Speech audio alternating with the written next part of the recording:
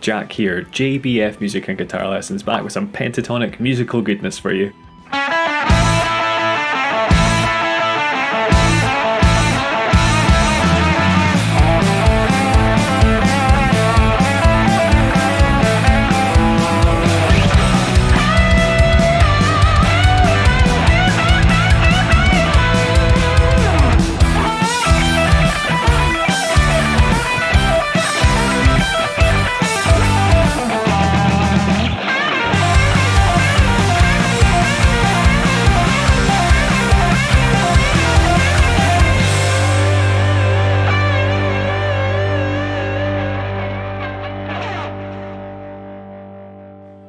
In this quick guitar tricks, we've got a selection of fairly basic pentatonic licks that to me are synonymous with certain players.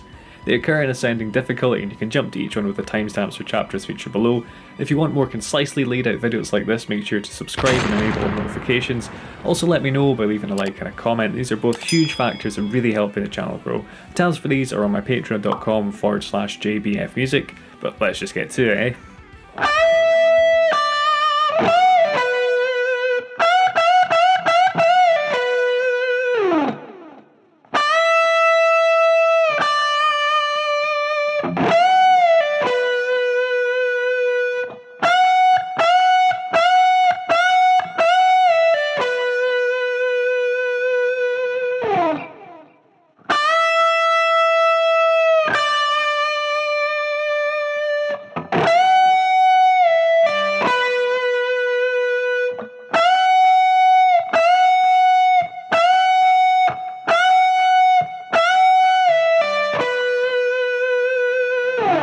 Alright, Brian May and Queen's late 80s anthem, I Want It All. We've got a tone bend on this 15th fret.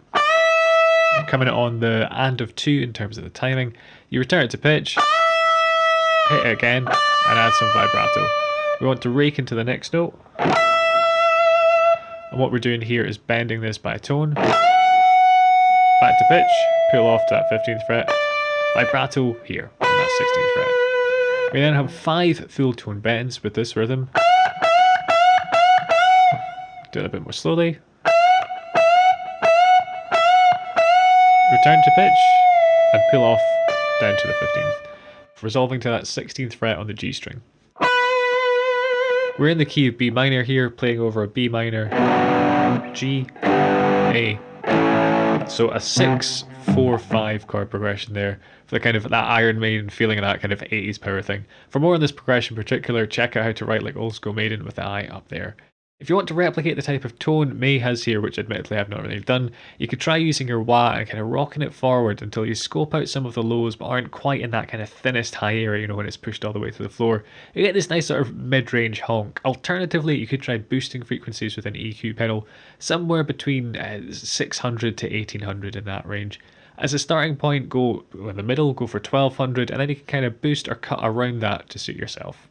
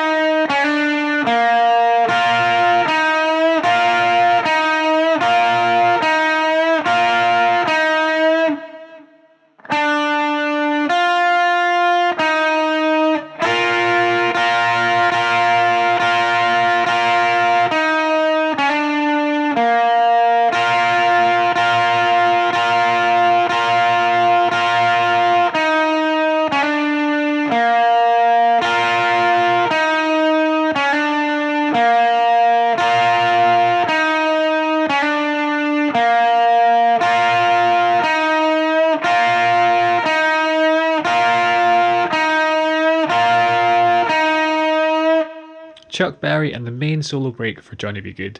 Okay, so I've been playing this one wrong for years. I've always played the 8th fret on the B string with going into that. But on a closer listen, it seems to be on the G. Both sound great, to be fair. If you want more textbook rock licks and cliches, then check out the little eye up there for 10 more tabs. After this little bit, we're sliding into the double stop. Just bar your first finger across the B and E strings here. I tend to prefer using all downstrokes for this lick. I don't really know why. I feel like it gives me a bit more accuracy and attack. I also tend to play it close to the bridge and maybe with my volume rolled down just to get that slightly more trebly kind of high end coming through. We slide into that double stop and then play it another 4 times. As a side note, this little hammer move here, we're still in the pentatonic, but what's happening here is we're mixing the major and the minor. So this 6th fret being from the minor third, if you think of this minor bar chord, and the 7th being from the major, if you think of the major bar chord. If you want to know more on intervals, check the little eye up there.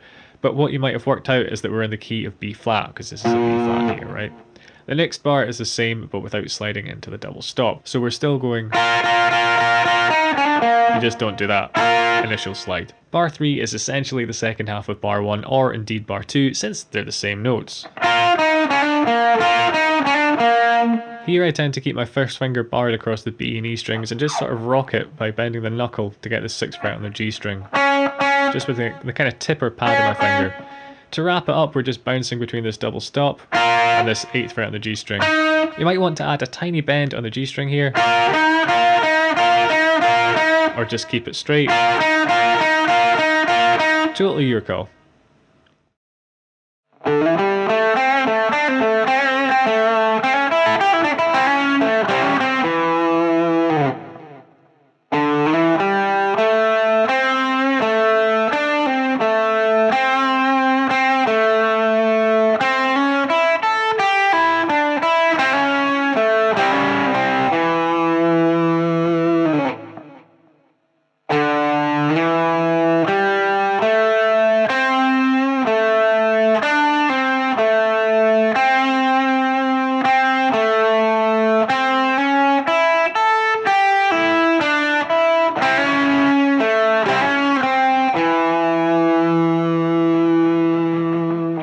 Eric Clapton and his take on the old Crossroads mythos. We're in the key of A here, starting off with your 3rd finger for this slide. It puts us nicely in position for the next few notes. Making sure to give this 5th fret here just a little quarter tone bend for that bluesy goodness.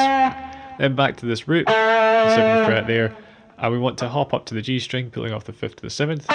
You could roll your 3rd finger here. I prefer to use my 4th.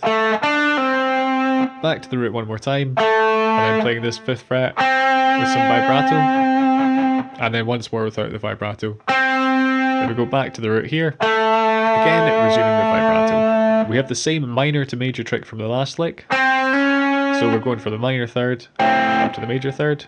Again, you could think of the minor bar chord and the major bar chord. And this little minor to major trick, whether you go up here, to here, down here, or even here, it's probably the most common thing you'll see when mixing together major and minor pentatonic scales. If you've already watched that Jeff Beck Whammy Bar Blues Pro Tips video up there, then you'll likely be familiar with this concept. Clapton lets these next notes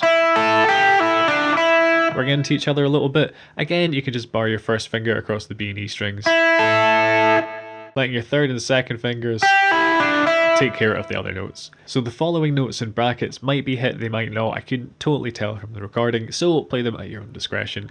Either way, those notes on the 5th fret are grace notes. Again, it's that minor to major little hammer thing, but as grace notes they don't last very long, so you're not holding this down for any length of time before you hammer, you're just hammering straight into it. But yeah, we're doing this down to the root. You want to keep this 5th fret barred and perhaps rolling over to cover the D string if you think that note's there. I do tend to play this one. And again, this is a grace note, so we're going to do the same hammer from the 5th to the 6th. And then what we're doing this time is resolving down to the 5th here on that 7th fret on the A string. Again, putting on some vibrato.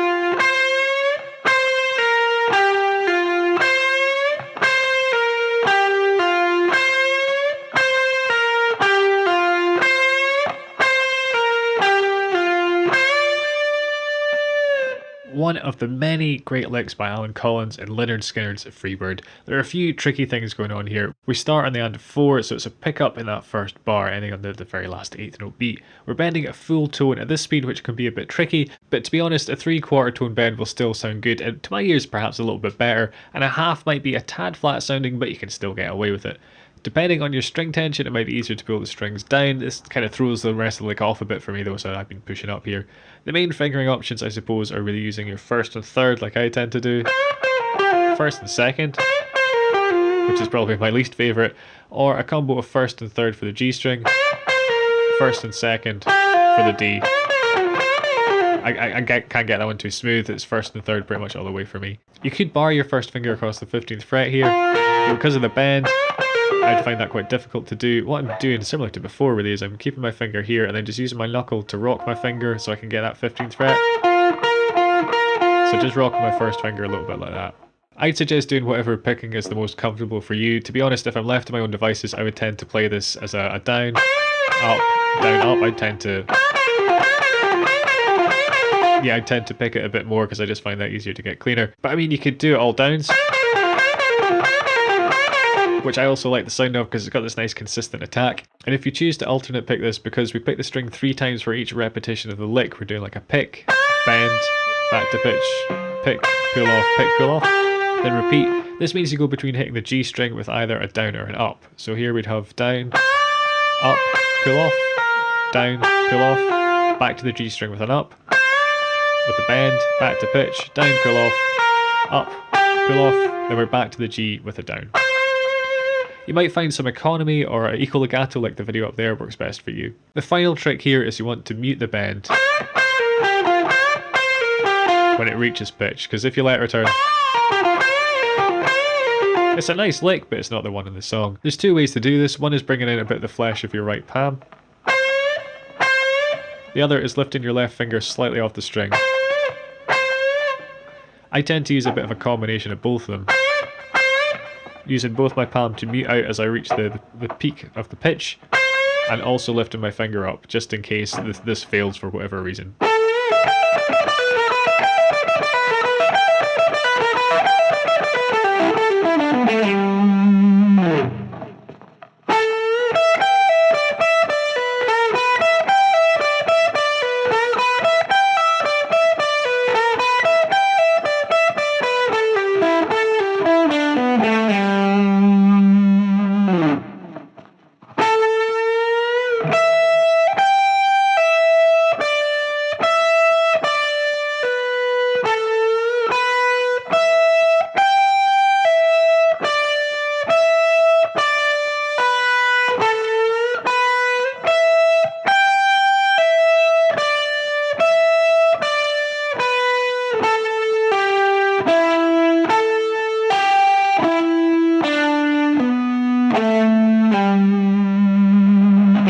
Good going if you've got these under your fingers, and a shout out to the Lick Squad Elite.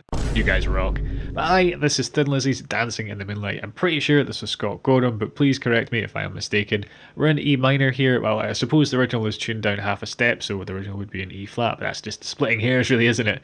We're playing over a 6-5-4-1 in E, so you'd have an E minor, C, C, G, and of course, fantastic little bit of guitar playing there with the wah. Anyway, we're starting on the and of 1 here, so we're slightly off the first beat of the bar with a nice big tone bend.